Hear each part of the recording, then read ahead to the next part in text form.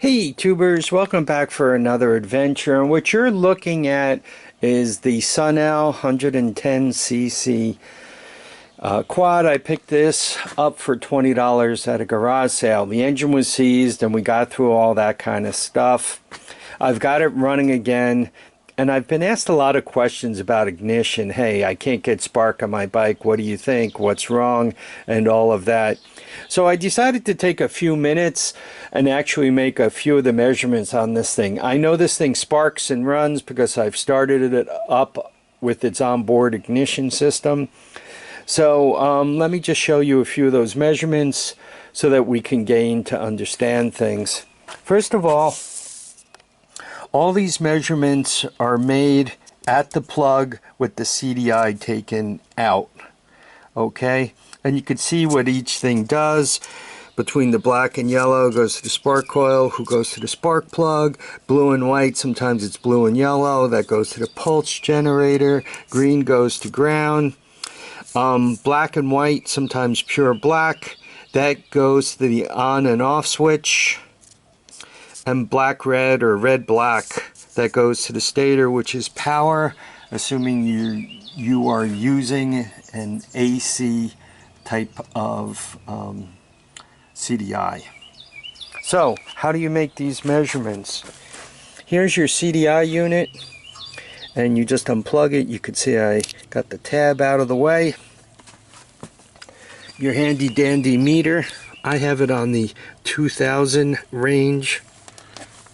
Try not to stand on the wire, and like right there, right, I'm basically probing to ground, and you can see 0 ohms.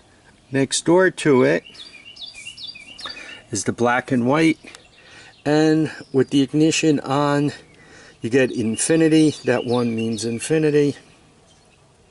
And if you turn the ignition off and the wire doesn't fall out and get dropped,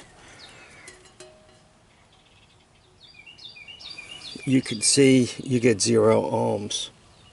Next door to that is the stator to ground, and you get 412.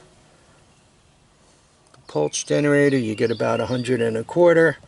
And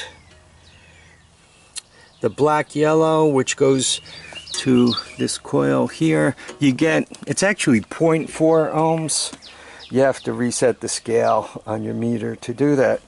So I went through it quickly, but I wrote it all down for you. If you go from the green wire in the back of the plug right there to the engine frame, you should get 0 ohms. To the frame, you should get 0 ohms. Green wire to the engine, you should get 0 ohms. And if you go from the engine to the frame, you should get 0 ohms. I mentioned the black white wire, that's the on and off. If the switch is on, that should be infinity. That's what those double zeros mean, infinity.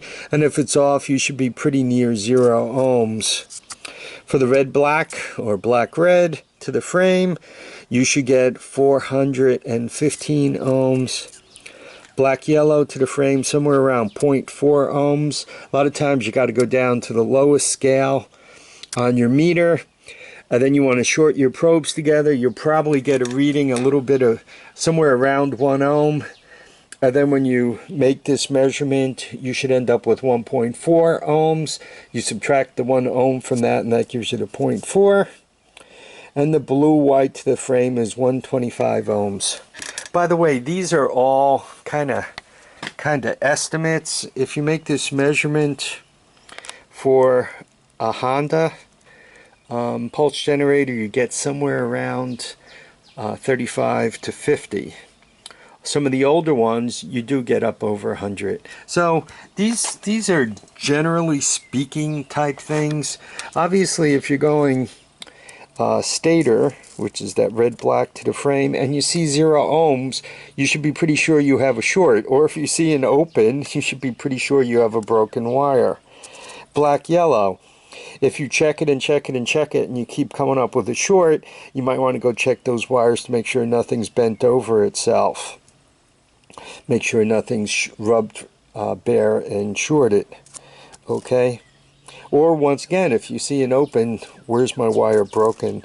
Black white to the frame, 125 ohms. I've seen them up as high as a couple of hundred. I don't think I've seen any more than a couple of hundred ohms, maybe 150, 180, and they still worked. But once again, with a Honda, you could see as low as 35 ohms, you know, 30, 35 ohms. So anyway, I hope this all helps. And this is fixing your ignition system, your CDI system. And this is assuming that your wire harness isn't in too bad a shape. If the wires are completely torn up, then that's another whole discussion. But if it's in halfway decent shape, you should be able to troubleshoot it, get those values, and get the thing to run.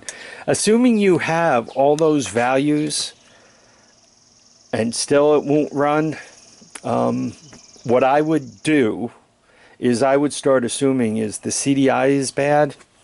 And believe it or not, the pit bike CDI will start and run this thing. It'll be fine. It might be slightly crankier to start. You might have to turn it over an extra few times because it's the spark, I think, is a little slightly advanced. But it should start, run, and move. I've swapped them around, and they all work interchangeably. So I guess my comment is I always kind of start out with the pit bike ignition system. I mean, you're looking at about, with tax, about $17 here. And with the pit bike ignition, you got the spark plug, you got a spare coil, you got the CDI, you got the wire harness, you got the whole bit. So to me, I always have one of these in stock ready to go. One wrapped up, untormented, unbent, undropped, unused, all ready to go, because once again, I got everything I need right there to get one of these started. Anyhow, I hope this helps you guys. I hope this saves another one of these from the junkyard. I want to thank you all for dropping by to watch and comment and subscribe. Please remember to keep your feet down, your heads up, and get out and enjoy each and every day. Bye now.